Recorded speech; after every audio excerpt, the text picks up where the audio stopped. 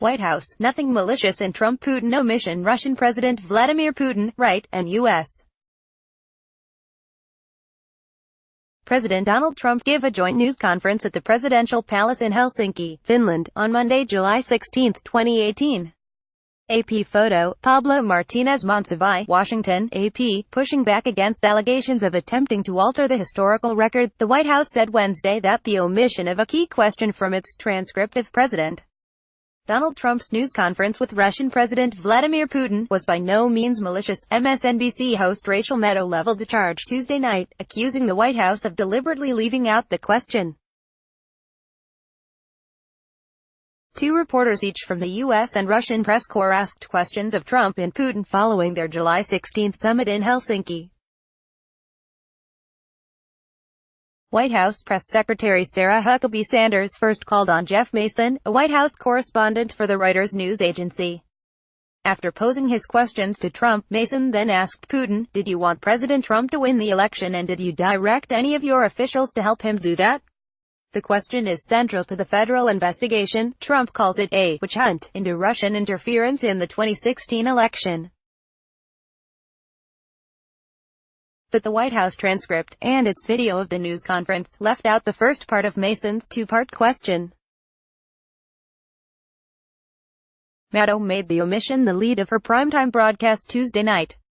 She compared the White House transcript and video to those produced by others, which included Mason's question.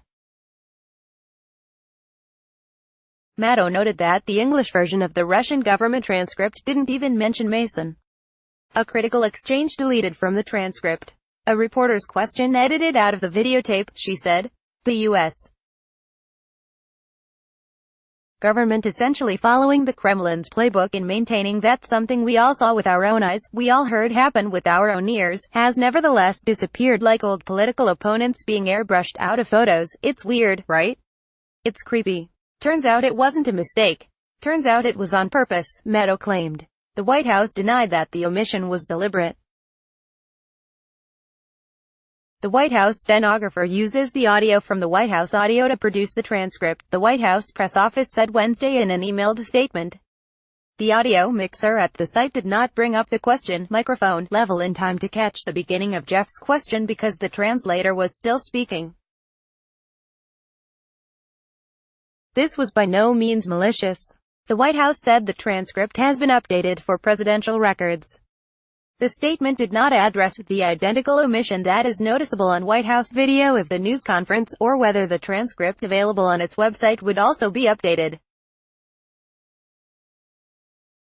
As of Wednesday, the transcript did not include Mason's first question to Putin.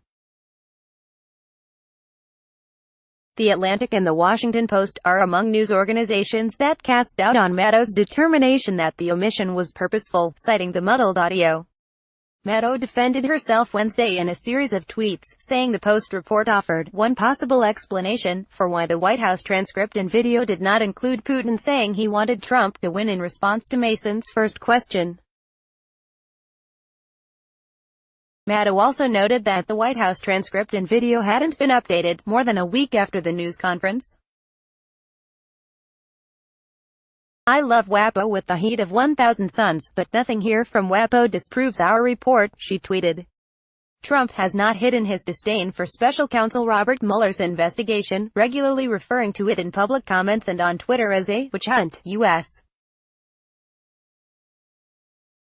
intelligence agencies all concluded that Russia interfered in the 2016 election to try to help Trump win, a fact that Trump has wavered on fully accepting.